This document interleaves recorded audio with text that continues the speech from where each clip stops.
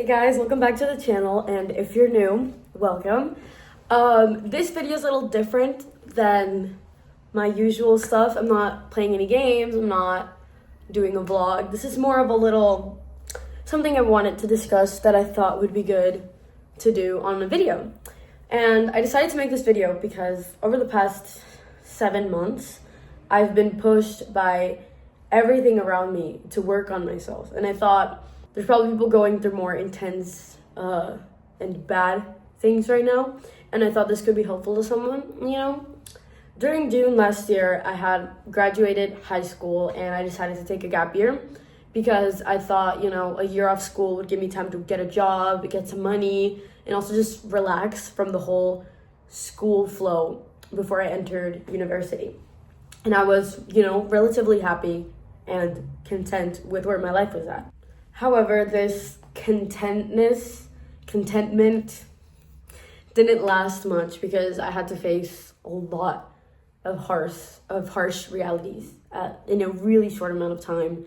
And, I'll speak briefly on them, but I would like to sort of talk on it because maybe it takes hearing one more person for someone talk about it for them to find a new way to deal with things, And I would like to be that person if I can. So the first reality slap you could say I had was that, as naive and silly as it sounds, I realized that getting a job is way fucking harder than people talk about. This is kind of like a surface level problem. It's just that people don't really talk about it at all because there's always everyone is always hiring. There's these places that always hire. There's always oh my god, it's so easy to get a job, just go and work, right? What they don't tell you about is that most of these places that are always hiring just always have a QR code for you to apply, but they won't actually check your applications because most of the time hiring works in seasons. Then there's also not having experience. If you're trying to get your first job, a lot of places won't take you because you don't have work experience. And then you're how am I going to get work experience if I can't get a job? And then it just goes in a cycle for a really long time. And I realized that in most places, at least in my area, the only way you're going to get hired is if you have someone else recommend you. And sadly, I have no one to recommend me, so that didn't really work out for me.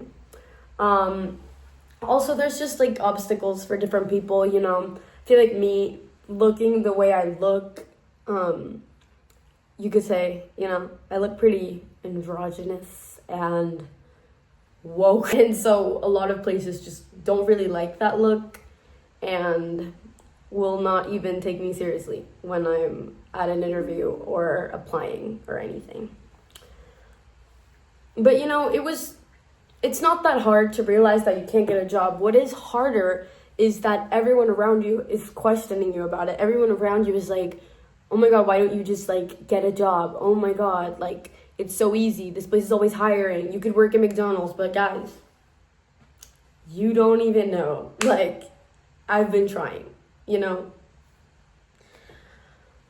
It's tough. Also with parents pressuring you all the time because yes, I get that you want me to have a job because if I had a kid, I would want them to have a job and to get their own money and do good in life and get experience. But sometimes it's really not up to me. Regardless, after this, a problem that had been brewing for a really long time sort of exploded. And it was addiction. One of my best friends, someone who I'd spent almost every single day at all times of the day with, was slipping away from me and turning into someone I didn't even recognize anymore. It sort of got to a point where I couldn't even have a conversation with them. Every flow we would reach would kind of come to a stop at some point with complaints or topics of drugs or topics of suicide and just they wouldn't even remember what we're talking about, or they wouldn't even know how to talk to me anymore. It was really hard because if you've ever been in a situation like this, and if you haven't, great. I hope you never get to this point with anyone. But it's really hard because you sort of want to be a good friend, you know? It's like, I don't want to just be like, oh my God, I'm not going to be your friend because you're on drugs. I'm not going to be a bad friend because, like, I know you're going through something hard, you know? There's always a reasoning behind the drug use, you know? It's never just like, I'm going to become an addict. No, it's a lot of things that are sort of making this grow into a bigger problem. And what kind of friend would I be if I just abandoned my best friend because they're going through a hard time, right? But even if you are the best friend in the world and you like try to sort of like parent them into leaving their addiction and, you know, also simultaneously try to still be fun and go out with them and not monitor their moves, it's hard because you get dragged down. No matter how hard you try to avoid it, your atmosphere, your circle of people that you rotate between, the places you go, the activities you do have an impact on who you are as a person. And that sort of was happening to me. I was noticing myself slipping away from the person I am. And despite, you know, thinking that I was doing the best thing I could as a friend by sticking by them, and like, even when I didn't feel like it, I would go and put myself in these really bad situations just to be with them and hang out with them and make sure that they were, you know, not killing themselves. It ended up dragging me down to a place that I don't ever want to be in again. And it is really hard sort of like balancing what it is to just put yourself first or being a selfish person who's a bad friend, you know, because it's horrible. It is agonizing to try to choose yourself when the person you love and you care about so much is going to get hurt and is going to be alone when they are going through so much already. But it gets to a point, you know, because I realized that they weren't being a good friend to me, you know. A good friend doesn't put you in bad situations, dangerous situations. A good friend doesn't put their drug use before your feelings. A good friend doesn't push you aside to try and hurt themselves. A good friend doesn't like embarrass you in front of other people just to get attention for themselves. You know, it was just a lot of things that I realized weren't qualities of a good friend. And although I love this person so much, they were turning into someone who I just didn't recognize anymore. You have to really come to terms with that, and it is so hard because how am I going to come to terms with the fact that one of these days my friend could literally die because they don't want to stop using drugs and they don't want to listen to me and they don't want to get better as much as I tell them how they can get better and what they can do to get better and why I need them to get better and all the potential that they're missing out on if they don't get better. But at the end of the day, getting better, getting over an addiction, taking care of yourself is all up to the person who you are. I can't force my friend to do anything. I can't force them off the drugs. I can't force them to go to school. I can't force them to be a good friend to me. All I can do is set my limits, and that is what I did. I took days and days and days in writing them a letter where I told them that I needed them to start taking care of themselves and like try to get better, or I couldn't be friends with them because as much as I loved them, they were dragging me down and they were not being a good friend to me. Right now, this friend is in rehab in a facility getting cared for, and I am so grateful that they have the resources to do that, but I know a lot of people don't, and I know that this whole situation could have ended way, way worse. Coming to terms with the fact that the worst could happen and that the worst was actually very, very plausible at one point. So it is upsetting, obviously, to realize that these things are in the near future potentially, but it is also learning that even if they do happen, you can't like just stop functioning. You can't just like melt down because of one bad thing that happened. Yes, it's a horrible thing that could have happened. And if it did happen, you have to be ready. You have to know that you can feel sad. You can 100% grieve, obviously, but you can't just like melt into the sadness and into the bad situations that are happening, because that will be another tragedy. You can't let a tragedy come from another tragedy, is what I'm trying to say. The slip of my closest friendship also led me to be by myself a lot more. You know, like I said, this person was in my life every single day. And it had been highlighted to me that I'm so horrible at being by myself because I wasn't seeing people at school every day. I wasn't going to school. I was just hanging out with one person. So when that person was taken away from me, I was forced to be alone most of the time, every day. And, you know, my friends mostly live really far away, so it's not like I could see them every day, and they had school, so I was just forced to be alone all the time.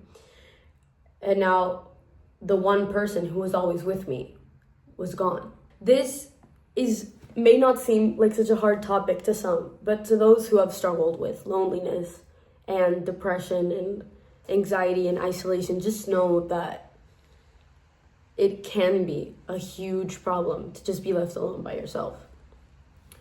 So sometimes we need to be reminded of the basics, which are picking up hobbies, you know, getting busy with other things, just looking at yourself and sort of finding things out about yourself, because when you are alone is the best time to get to know yourself.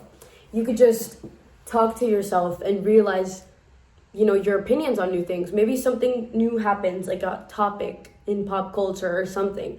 You could just talk to yourself and figure out how you feel about things. Maybe if you are going through something, question yourself. If you're feeling sad about something, question, why am I sad about this?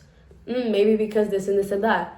Why does that make me sad? I don't know. Maybe that's something you could look into. You could find things out about yourself, and maybe you can find things you don't like about yourself and work on them. A hobby I picked up at this time was reading more, which is like so pretentious to say, but I think reading is fun, because at some point, you know, consuming shows and movies and TikToks and just visual media can get a little bit like, can make you space out. I don't know if that happens to other people, but I just space out and I'm not even paying attention to what's in front of me. But when you read, you are kind of forced to imagine all the things that are happening and to physically, actively have yourself locked into the topic. So I find that very helpful for entertaining myself. Sometimes being out with people all the time can be so exhausting. I'm a social person. I need to be out with people all the time, but it does get to a point where one day I'm like, I haven't had any like thoughts with substance in a while from just going out every day and being out with other people. Because yes, hearing other people's opinions and having conversations with people is how we survive as humans, but it gets to a point where you need to talk to yourself for a little bit. Sort of have thoughts on your own to develop who you are, how you think, what you like, what you don't like. You know what I mean? Also just like looking at what you like about yourself, what you don't, if you can change it, if you don't, how can you start loving it? You know, because if you are not content with yourself, you will never be happy. And that is a really tough realization that a lot of people have and that I have had for a while. But I think the hardest thing is not realizing that. It's just taking it into consideration, because I hate being alone. I love talking to people. But when I'm alone, it's just, I used to be miserable because I hated myself. And you know, now I appreciate who I am so much that I can put myself in front of a camera and talk about it to other people. You know what I mean? It is tough, it is hard, but it is a really nice process, because when you look back at your process, you're like, fuck, I'm so cool. and I'm so capable that I got myself out of such a bad place, and now I'm like, I'm so T, I'm a baddie. You know what I mean? It can be really fun to look back at your process, but you can't do that unless you make progress. Okay, so the last big blow for me that I had in these past few months is actually still actively going on. So I'd rather not get super into it, but it is the one that has forced me into doing self-work a lot more than the others. And I had someone that I care about so incredibly deeply tell me that I needed to fix myself. And although he didn't say it like in a mean way, it really struck me because I was like, all these months that I've been working on sort of my reaction to what people do, my love and care for other people, my boundaries, my sort of how I deal with the problems around me, but I hadn't looked inward and try to grow into a better person, if that makes sense. Because there are just some issues that are rooted in your brain, some issues that are like, you need to question yourself to fix, you know? There are just some things in my daily life that bother me and upset me so incredibly much that even if I ignore them, I am still sad throughout the day. And that is no one's problem. It's no one like actively bothering me or doing things to me, but those are things that I need to look inward and question the fuck out of them until they leave me alone, or until I know how to solve them, or I learn to be okay with them. Because being content is so hard. If you place your contentment in your physical world, you're never gonna be content because there's always things you want. You could have the biggest house, biggest room, cutest clothes, cutest partner, children, dog, all of the things. And there's still gonna be that little voice in your head that goes, I wish we had a pool though, And that's not a bad thing. I think wanting things just proves that you are going to be working towards something in the future. As long as you're not complaining that you don't have things and instead you are planning on how to get them, you're always going to be moving forward. Wanting things is not bad, and it's crazy that we're like made to think that way. But being content does have to come from within you, because then all of that drive and wanting things never lets you settle down and just be content with what you have worked for and what you have gotten because of your hard work and your ambition and your drive. So something that really helped me and has been helping me for the past few months is journal work. Now, a lot of people are like, bruh, I don't want to write down on some paper, bruh, this is so cringy. But like, everything is cringe, You have to just kind of like, this is something I saw on Madeline RG's podcast, Pretty Lonesome. It's amazing, but I've been doing it for the past few months and it has really been helping me because you could just never expect too much from yourself, because when you're expecting things from yourself, you're not being demanding, you're not asking for too much, because it's you. Like, there is not a singular person in the world that you can ask more things that you can from yourself. If you ask things from yourself, it's never too much because it's up to you to do them. So what I've been doing is I've been writing down all the things that are upsetting me, that are wrong in my life per se, that I want to change. Just like fears, things that make me sad, things that make me disgusted, things that are worrying me. And then I just question every single one of them. If I write down, my hair's ugly as fuck, I write down, why do I think it's ugly? Well, because it makes me look like this and this and that. Well, what I can do is I can wait for it to grow a little bit, then I can cut it this way, then I can dye it this color, and that'll make it look better. And then in a few months, you can check in on yourself, and maybe you won't write that you don't hate your hair because maybe that's not going to be true anymore. And if you do, well, that didn't work. What else can I do? I can do this and this and that. And another month goes by and maybe now you love your hair. This is just a really simple example, but you could do that with literally anything. Like, I feel like my friends are being annoying. Well, why do you think that? Because they do this, this, and that. Is that something that they can change, or is that something that is bothering you because of something within you? Well, it's actually because this and that. Okay, let's try this. Maybe in a few months, you love your friends. Maybe in a few months, you have different friends. You know what I mean? It's so easy to just change your reality to something that you like and to something that you're happy to wake up to every day. And people just don't even talk about it. People are just like, oh my God, you need to stop complaining. You need to be content with what you have. You need to stop wanting more. You need to stop like being sad. You need to just deal with it. You need to just like blah, blah, blah, blah, blah, blah, blah. How are you going to do that? You're not telling me how. Anyways, overall, these situations and the work that I've been doing on myself is all a long and never-ending journey that I think everyone in the world should be on if they're not already. I will continue to make some videos like this, mainly for myself, but also because I feel like I said in the beginning of the video, it literally takes just one person to say something in a different wording, in a different way, at a different time of your life, for you to start making a change in yourself, in your life, and to work towards your happiness. And if I can be that person for literally one person in the entire universe, then that's cunt. So anyways, I love you all so much. Thank you so much for listening if you made it this far, and I'll see you on the